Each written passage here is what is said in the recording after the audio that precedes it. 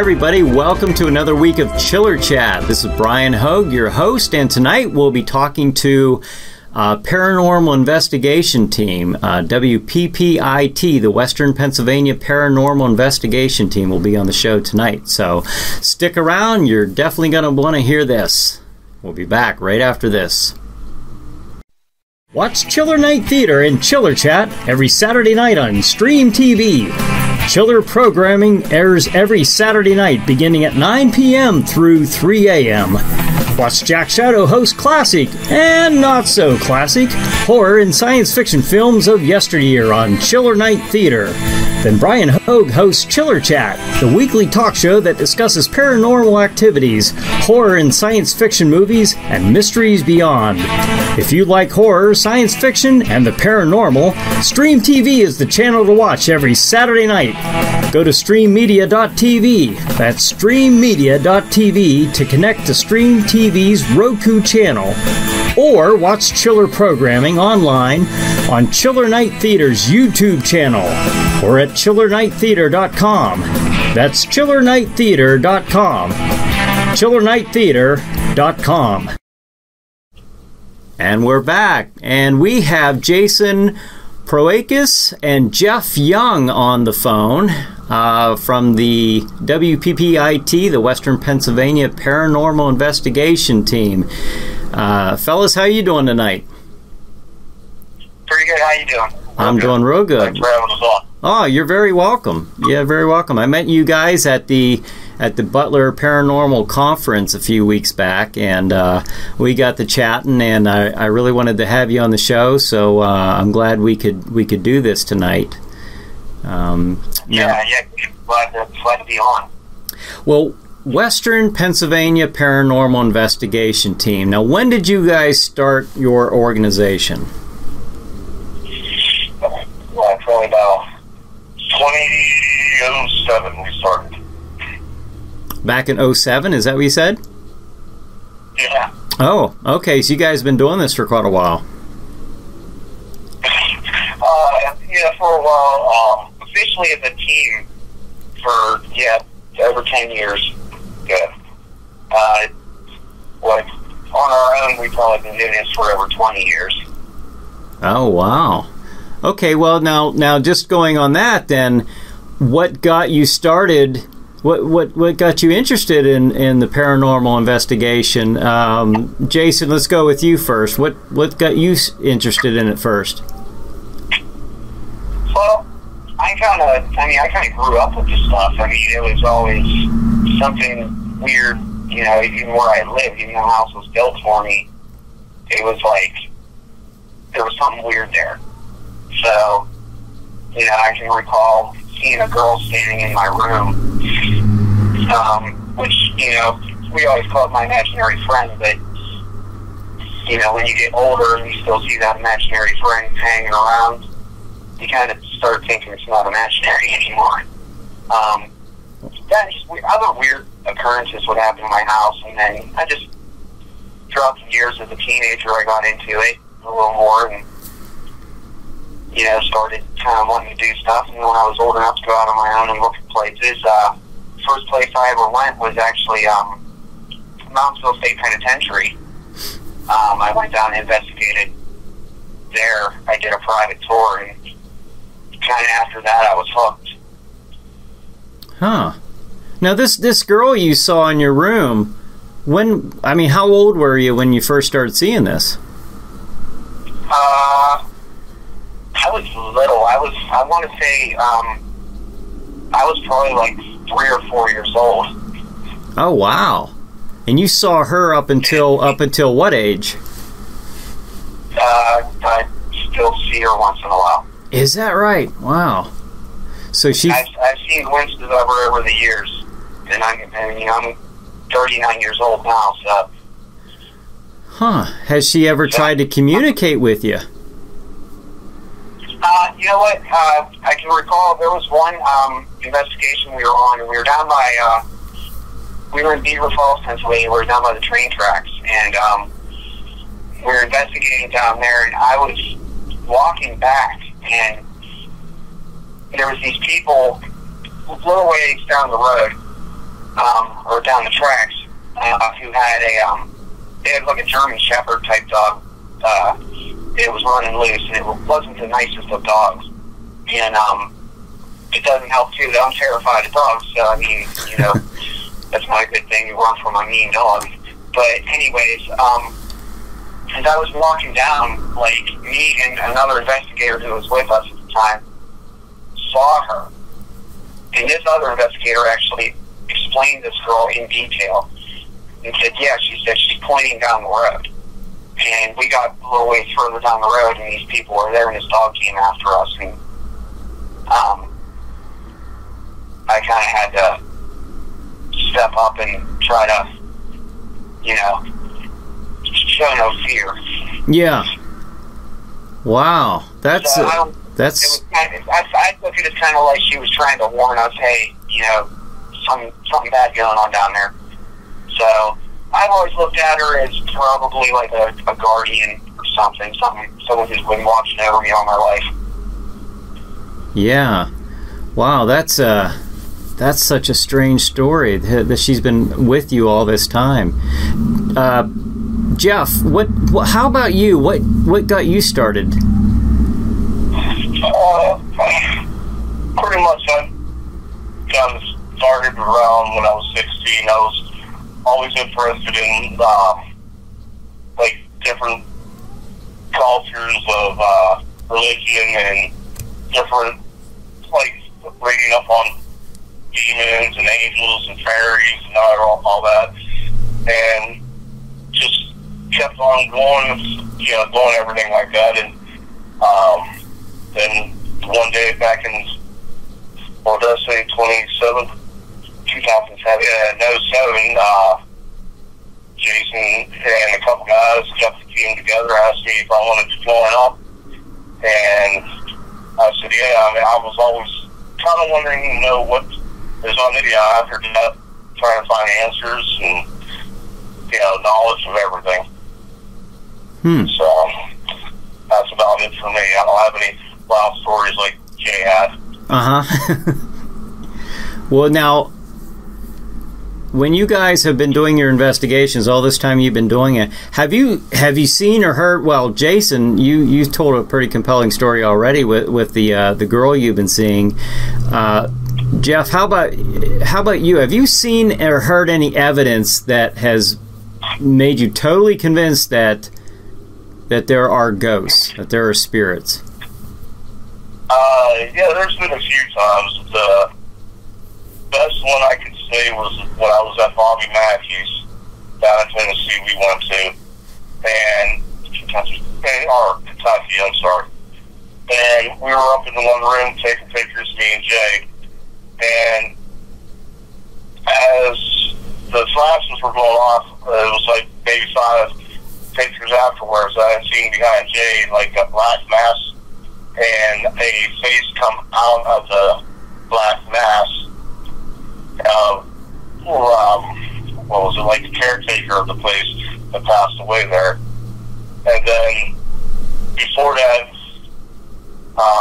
down in the main bar area, we were standing around talking, and all of a sudden we heard a sound, and nobody else was around but me and Jay, and he didn't say it, I didn't say it. So that pretty much convinced me that there is, you know, spirits or ghosts or whatever.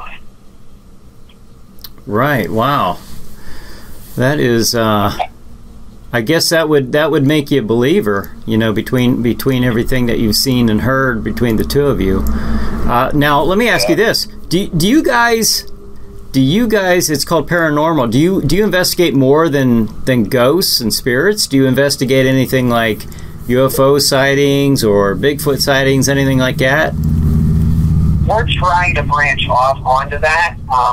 We've actually been working with Bryan from the cryptozoology stuff about a few Bigfoot claims that we've actually just recently, within the past year, ran into. It was things that we never thought of when we were on other investigations, but after talking with Bryan, you know, hearing a lot of the claims from around the Beaver County area, we're like, wait a second, this could be more than what we're thinking, you know?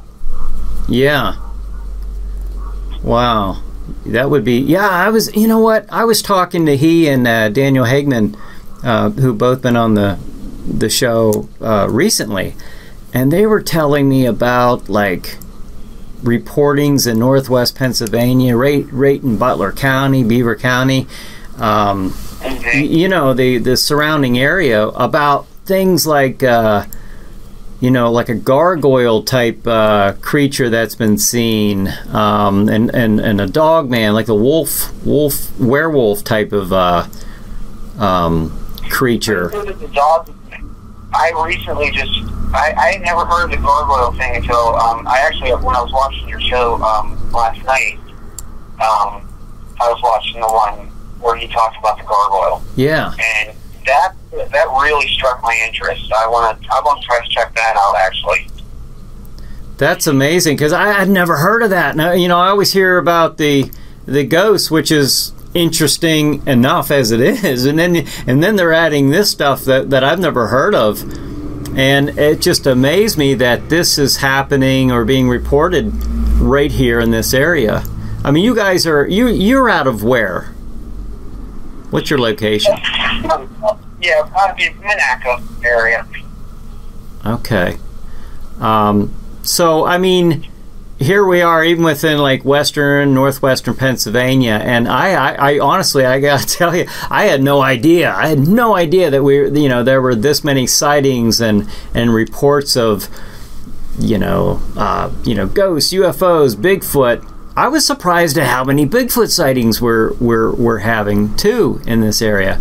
But stuff that would indicate interdimensional fluctuations or whatnot. I mean, what's your thought on that? On like what was that? It was on like interdimensional, or are these things? And I would think that ghosts or even like the gargoyle creatures or something like that could be from maybe another dimension, like interdimensional. I mean, do you have any opinion on that? You want to take that or me? I have a theory on it. And it gets pretty deep. I'll try to explain it. It kind of deals with multiverse theory. If you're familiar with that. Yes. Mm-hmm.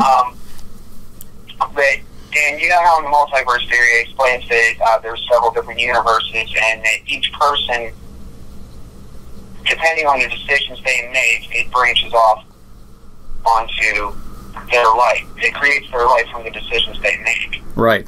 Well, it's actually easier if I draw it out, but to explain it is kind of hard. But you figure, each of these decisions you make in your life, you got another branch going off of your lifeline. And, there's also these decisions you didn't make, or you kind of did. Like in another dimension, you made these decisions. And everybody in the universe, I'm not going to say world, I'm going to say universe, everybody has one of these lifelines. And what if, and my theory is that these branches, you got an infinite amount of branches. Each of these branches at some point will cross. And what if that crossing point is a little window into that other dimension? That is, that could just stagger your mind thinking about that. That is something. Well, Jason and Jeff, right now what I'm going to do, I'm going to go to a real quick break, and when we come back, I want to talk, we can talk a little bit more about that, but I also want to talk about the YouTube series Paranormal Highway, and we'll do that in just 1 minute. Chiller Night, The Spirit of Halloween, a young reader's book written by Jennifer Sadler, is the first of the Chiller Night series featuring Jack Shadow.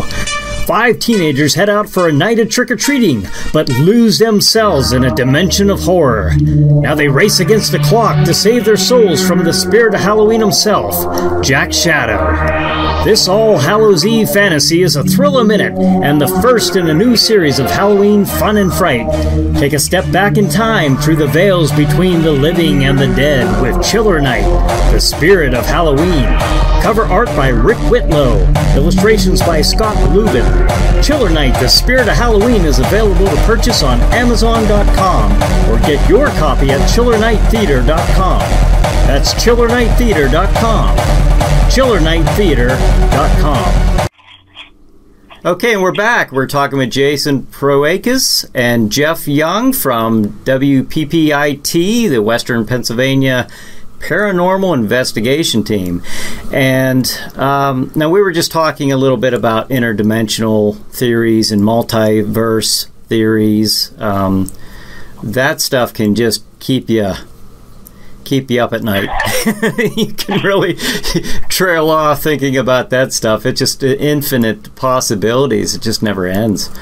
That's something. But hey, you guys have a YouTube series, right? The Paranormal Highway. What can you tell me about that? Paranormal Highway is something that we talked about. It was a collaboration with Grim Sleeper Productions. Josh Maley, he's the head of Grim Sleeper. Mm-hmm. I've actually worked on a few movies with him, and we're working on a documentary on Mystery Mile with Josh, and in doing this whole thing with the documentary, Josh came to me and said, "Hey, so what would you feel about doing a series?" And I said, "Well, I'm game, let's go for it." Mm-hmm. And after, a few months of kind of brainstorming on it, he came up with this name, Paranormal Highway. And basically, we're starting to get an episode breakdown now. We've done some filming at John T. Anderson Cemetery, which is, it's in what, Raccoon? Aliquippa Raccoon area. Which that's actually where the W.P.P.I.T team started out. I mean, that was our first investigation we ever did, and we caught, the first night there, caught a full-body apparition. But, so that's kind of where that branched from, and so we're planning on going several places. As, we want to do a few places in Beaver County, like Mystery Mile, Mudlick Hollow.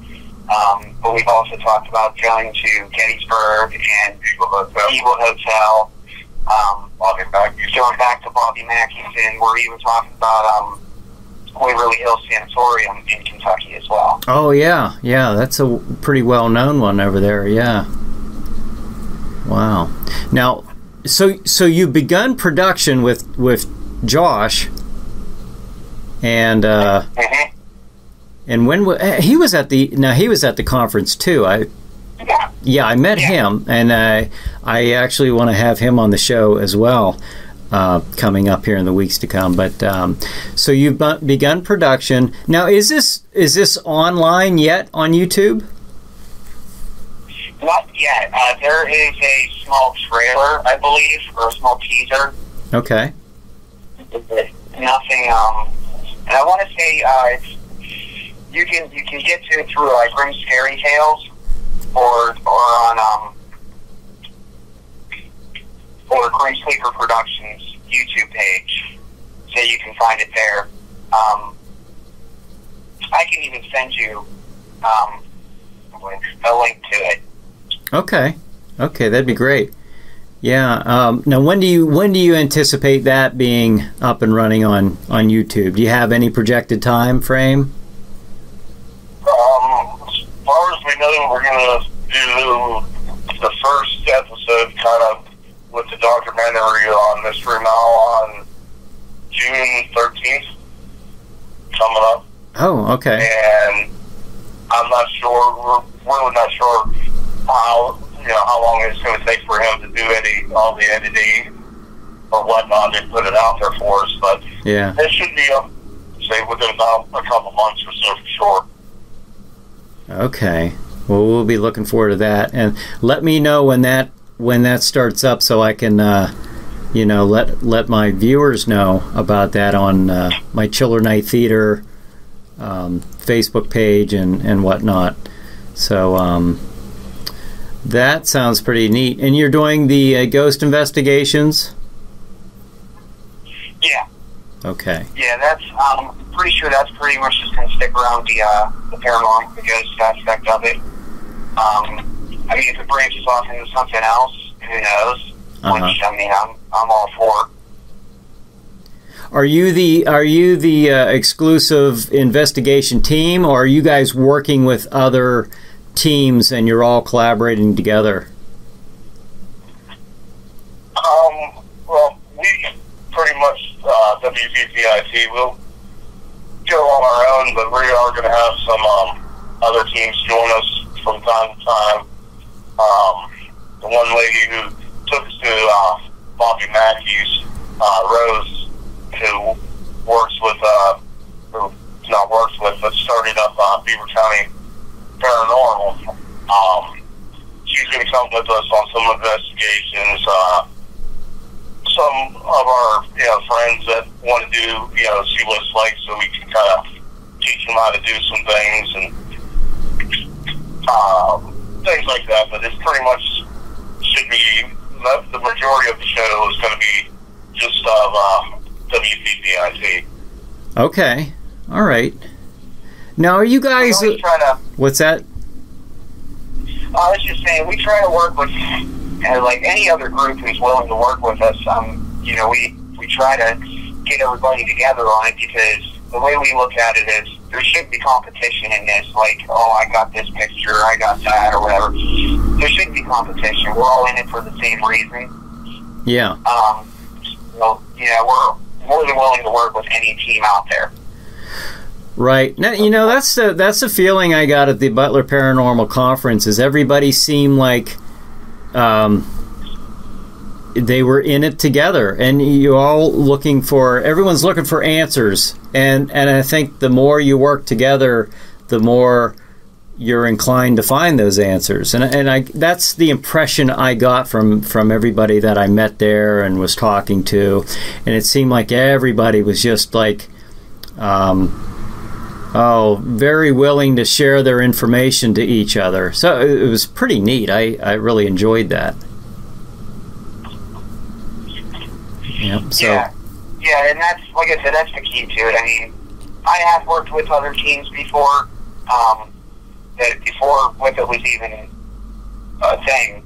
I was a part of another team, which I won't mention the name or anything, but they were very, like, what's the word? Basically, this was ours. We did it.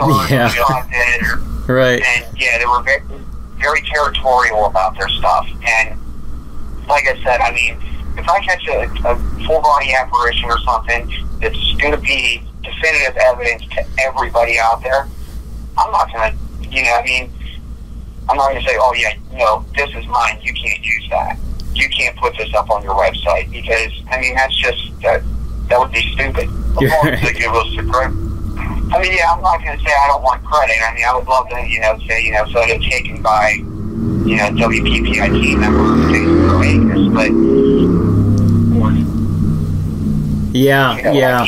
No, you definitely. You invest a lot of time in what you're doing, and I know that's not something that is done lightly. I know, I've gone out with other investigation teams, and I know there's a lot of work that goes into it, and there's a lot of preparation that goes into it, and you would want credit. About it, we're not gonna keep all of the evidence to ourselves and say, right, it's hard, you can't use it.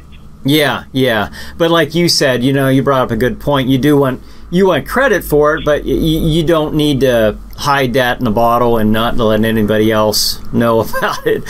So that's a good outlook for it. I think that's a good way to look at it. Now, are you guys on any current investigations right now? Nothing really major. We just did a small one on Friday. and we're going to be planning on going. I'm going to start trying to get everything going, like maybe every week for us, one at a time. So yeah, we're waiting. We're waiting on some permissions and stuff to get a few higher profile places. See, the unfortunate part about this is the fact that you have to get permission to do stuff, so you have to wait for the permissions to come back. As well as a lot of these places, a lot of these places want to charge you an arm and a leg for you to come in there for a few hours. And, you might pay, over $1,000 to go in and investigate a place for 4 hours. And, even split 10 ways between 10 members, that's still $100 a piece. It's still a lot of money. Yeah. And that's just for the, to go investigate it yourself. That's not including buying batteries to last you for the night.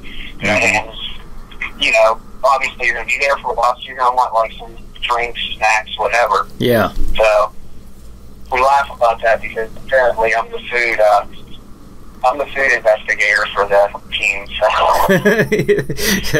I would say you can't investigate on an empty stomach. Well, I don't think, I wonder if that's kind of a good point too. I wonder if a lot of people know who haven't gone on these, and I've been on several, so I know you're just seeing little snippets of it, if you're viewing this on TV, but what they don't understand, or maybe, to have a real feel for it, you're there all day. I mean, just to get maybe a minute's worth of footage, and because I remember being on a couple where, we were there for probably 12 hours easy, and on location. Yeah. And so you do that just to get maybe a couple minutes worth of sounds or footage. And and a lot of these too, like a lot of the personal homes we've done and stuff, you can't just. It's better if you go in there and you talk to the people, you interview them first, and then go back another day. Another theory we have too is that, and this is why we think we catch so much stuff down in John T. Anderson Cemetery, is because we've been there so many times. And one of the theories is that, like, they get familiar with you. Yeah, they get familiar with you. Mm-hmm. For instance, like if I've never met you before and I walk into your house and I just whip out a recorder and say, "What's your name? How old are you?" and start asking you questions, you're going to be a little standoffish. Where, if I've been over there a few times and we're familiar with each other, you're going to be more willing to talk to me. Yeah. And that's one of the theories too, is with spirits and paranormal, is that, like, we always have this feeling that when we pull into the parking lot of John T. Anderson, it's like all eyes are on us. They're going, "Oh, hey, look, it's those guys. They're here." Yeah, that's a good point. That's a very good point, to get them familiar with you coming into their venue, their location, their house, their hospital, or wherever you're going. Yeah, that's an interesting point there. What about any future investigations? Do you have any big ones in mind? You mentioned about the sanitarium. Is that something that you're going on soon? I would hopefully within the next few months, I would love to be able to. Unfortunately, that's one where it's a good deal of money to go down there. Yeah. Not just for the travel, but it's also you kind of have to. You have to pay to investigate the place, and it's quite a hefty price. That's one of those real high-profile places. Yeah. Yeah. And like I said, it's in Kentucky too. So that's in, I believe, Louisville, Kentucky. So that's about a 6-hour drive. So you're looking at gas, and then you got a hotel and everything. That one's down the road, but I'm hoping not too far down the road. Mm-hmm. I think.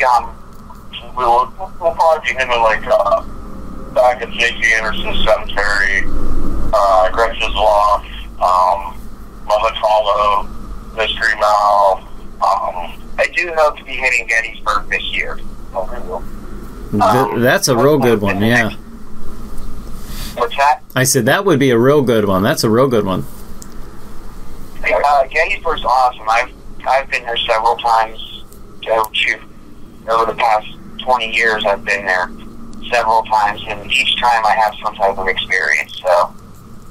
Well, I tell you what, I'm going to wrap up the TV version of this. I want to continue talking. I want to keep discussing this, but so let me wrap up the TV version of this. And for the viewers who are watching this, if you want to watch this episode in its entirety, thank you for joining us here on TV. But go to the Chiller Night Theater YouTube channel. Again, the Chiller Night Theater YouTube channel, where you can watch the complete episode here with me talking with Jason and Jeff from the Western Pennsylvania Paranormal Investigation Team. So. Fellas, if you just hold on right there, we'll continue our discussion. And to our viewers, thank you for joining us once again, and join us next week for another episode of Chiller Chat. Have a good night.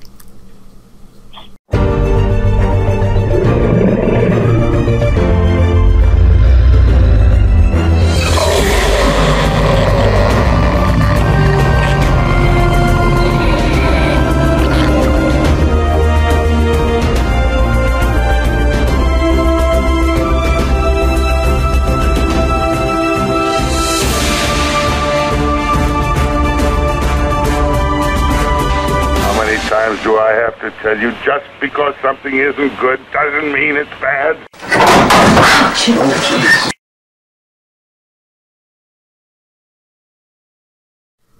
And let's continue our discussion here with Jason and Jeff with the W.P.P.I.T. And we were talking about Gettysburg. You brought up Gettysburg, which I think that is a fascinating location. I think you could do wonders there with paranormal investigations. Yeah. Like I said, I mean, every time I've been there, I've experienced something, whether it be just something small or whatever. This past time we were there, I mean, I had my wife and kids there, and my wife, who really doesn't experience much as far as like seeing things or whatever. She actually saw somebody standing next to a cannon over in the wheat field, and there was nobody there. Oh, is that right? At the time, yeah. Like, there ended up being a few people who came up the trail, but we kind of left. We were getting ready to leave when they were coming up. So, but when we were there was not one person physically there.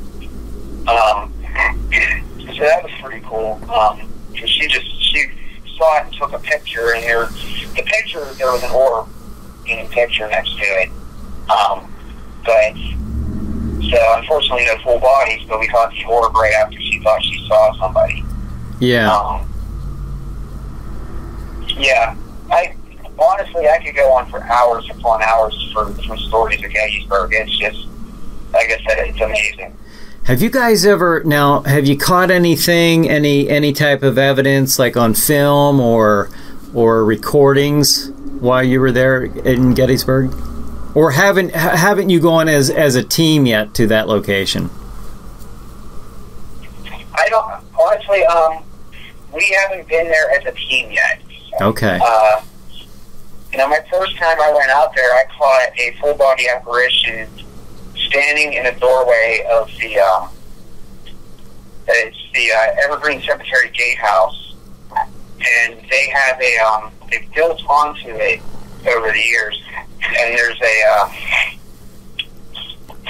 like a sun porch they built, and every time I go there, I have to take a picture of it, and I have to take a picture of this one window that's there. I won't go into details, but the window deals with a dream that I had. But the first time I took a picture, this woman standing there in the doorway, and again, there was nobody there. Now, what's really weird is every time I go there, I take this same picture to try to see if I can capture this woman again. And in each of those pictures, I mean, you can see a perfect reflection of me standing there. You can see a reflection of the cemetery behind me. There's this little tree. You can see that. However, the first picture I ever took, the first time I was there is no tree in the reflection. There's no cemetery in the reflection. It's just blank. And all you can see is the woman. You can't even see my reflection. And that was actually where it got me thinking about the whole multiverse thing, is because, you know, what if I caught that window and I actually got a picture of it, not just of the woman standing there, but why is there nothing in the reflection? Just what I've always questioned. Are you able to let us see that picture? Are you able to share that with us? I can find it. I have looked up and down. I had the only copy of that picture I had that I know of was on my old computer, which unfortunately went kaput. Every once in a while, it's out there somewhere, and I know somebody out there has that picture, because there were several people I sent it to. If I can get a hold of it, I'll definitely send you a copy of that picture so you can see that. Yeah, I'd like to see that. If you find that, just be sure to let me know. You got my contact information, my number, and on Facebook. So, because I'd like to show our viewers that if you can find that. The thing was too, it was taken on a Polaroid. It wasn't even taken on like a digital camera or anything. Oh, really? That's pretty cool. Yeah. Yeah, that's neat. Yeah, I remember on the way out there, I picked up a Polaroid, one of the newer Polaroids, but still, it was a Polaroid, just so because I was like, oh, yeah, they always say you can catch ghosts on these things, so I picked it up just for that, and sure enough, I mean, we caught some crazy pictures that weekend we were there. You know, we caught the woman in the doorway. We caught one on, we were standing on Little Round Top, and my wife took a picture, and she was standing behind a cannon, so she could kind of like get the view of where the cannon would be. Yeah. Shooting it, and she took a picture with that Polaroid, and you can't, at the bottom of where did I say it was, Little Round Top, you cannot see a thing because it's all cloudy. It looks, and somebody actually told us, they said it looks like cannon smoke. Are you? Oh, go ahead. Neat. Wow. Are you guys ever concerned that?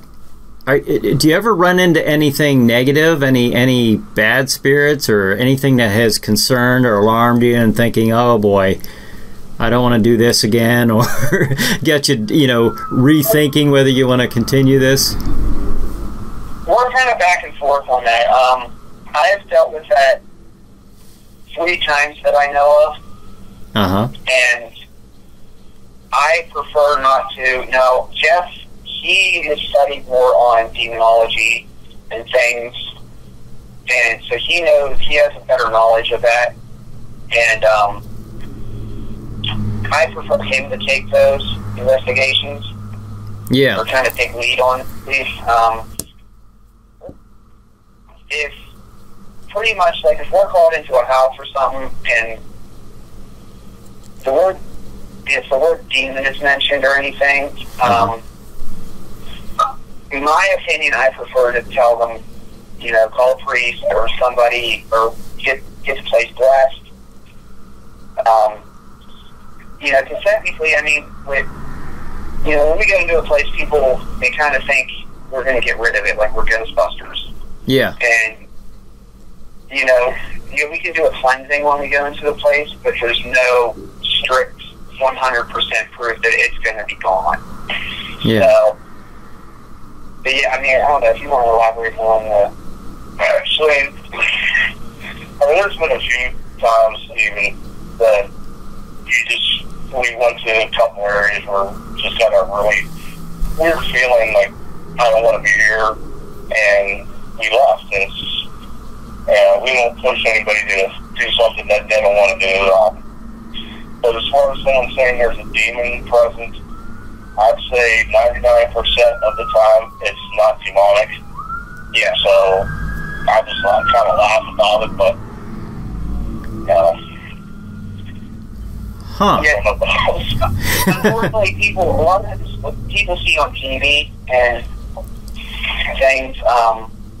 Again, I won't mention TV show names, but there's a lot of TV shows out there that really push that. Oh, this is, I'm possessed. This is demonic and stuff like that. And they really play up the drama on it, and I understand why they do it.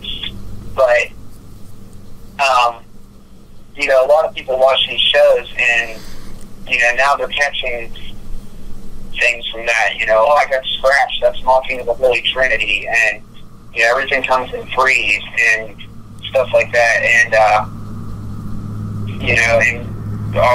so and so I knew was possessed and things like that. And I mean, from what I've gathered and from what I've seen over the years, first of all, people, like most people who haven't dealt with this stuff all their lives, have no clue whatsoever anything about possession.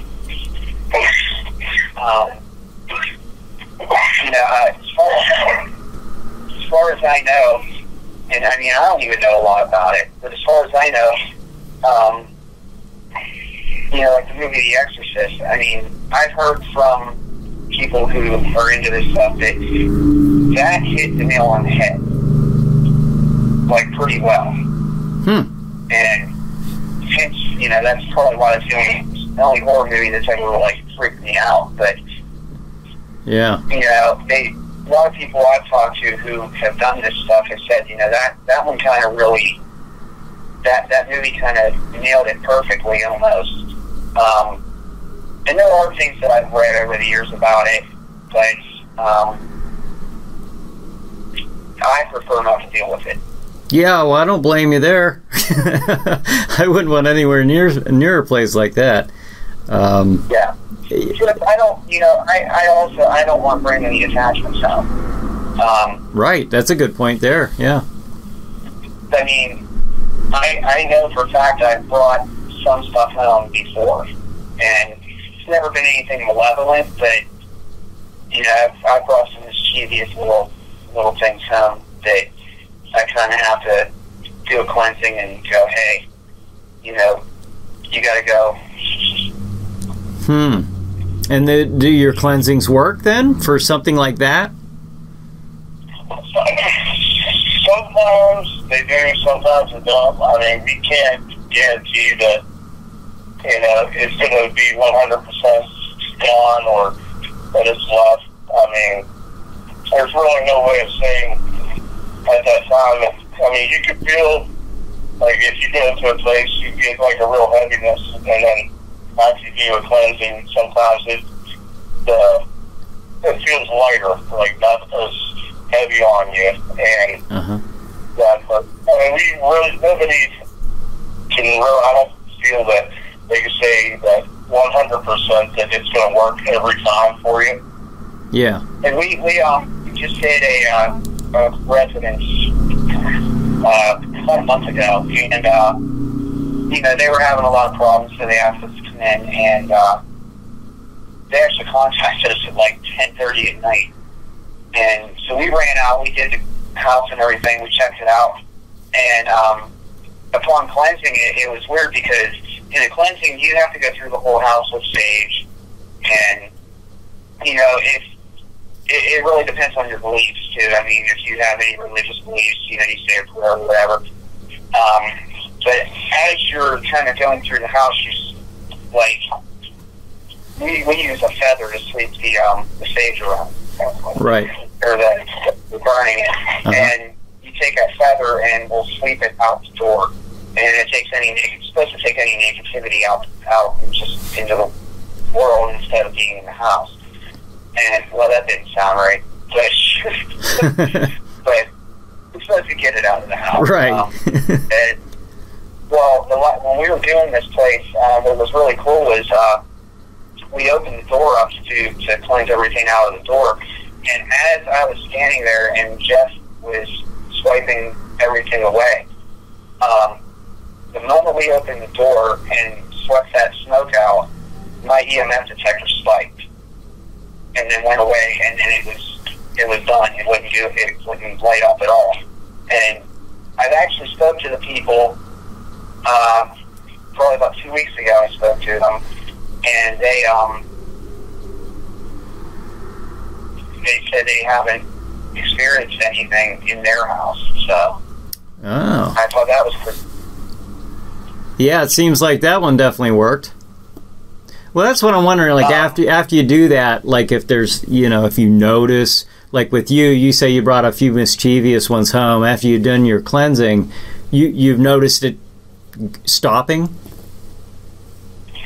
Well, you know what, I think a lot of it, too, is, and it's going to sound a little bit weird, but I think a lot of it, too, has to deal with, when people think that there's something going on in their house, and they call us in, obviously they're calling us in for a reason, and we go in there, and my thing is, whatever they think's going on, whether it be negative or not, it's driving them nuts.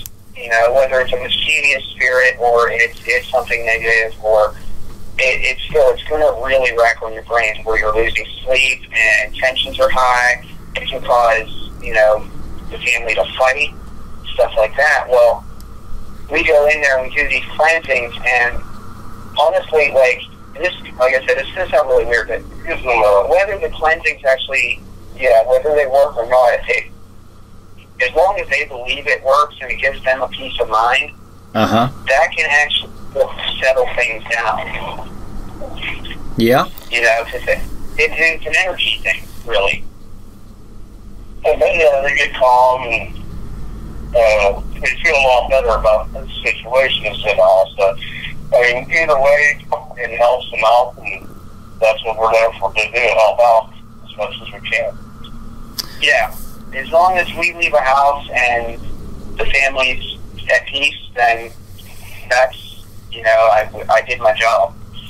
And if we catch some evidence in the process, that's a bonus. If someone suspects paranormal activity in their house or their business or on their property, how can they get in touch with W.P.P.I.T for you to go and research that location? As far as right now, we have on Facebook, you just type in Western Pennsylvania Paranormal Investigation Team. You can contact us on there with a message. And if you happen to see some of our business cards out and about, there's a phone number on there to call. I'm going to put my number out on the Facebook page also for people to get in contact with us. So, but sort of right now, it's just those two areas. Okay. Are you? What's that? No, I'm saying that the Facebook page has actually brought us a lot. We've had a lot of people contact us from that. So. Okay, so if somebody wants to contact you guys, you can go. If any of our viewers are interested in contacting W.P.P.I.T, go to Facebook. They have their own Facebook page, and it's under Western Pennsylvania Paranormal Investigation Team, where you can get in touch with Jason or Jeff, and maybe they can come out and take a look at your property or your home, your business, or wherever you think that there's paranormal activity taking place. These guys can come out and investigate that for you.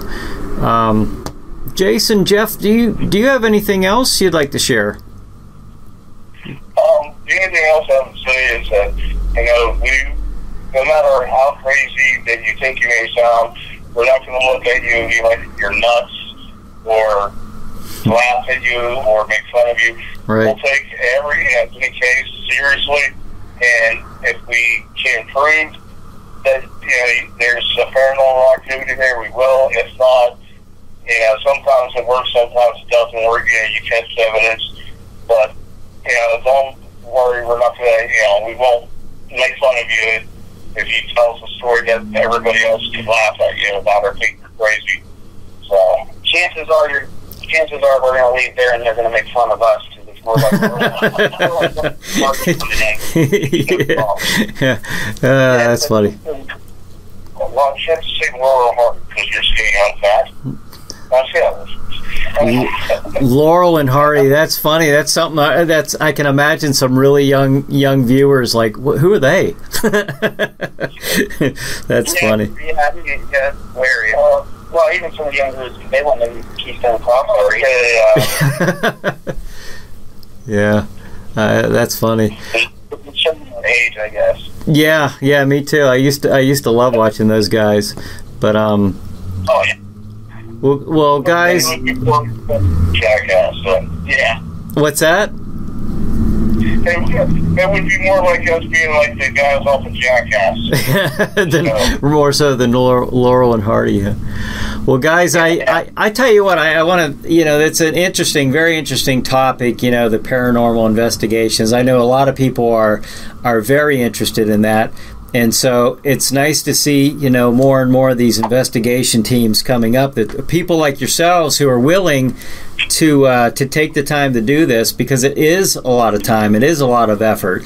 So if anyone has any suspicions of paranormal activity, get in touch with the W.P.P.I.T, and maybe they can come and see what's going on. Fellas, thank you so much for being on the show.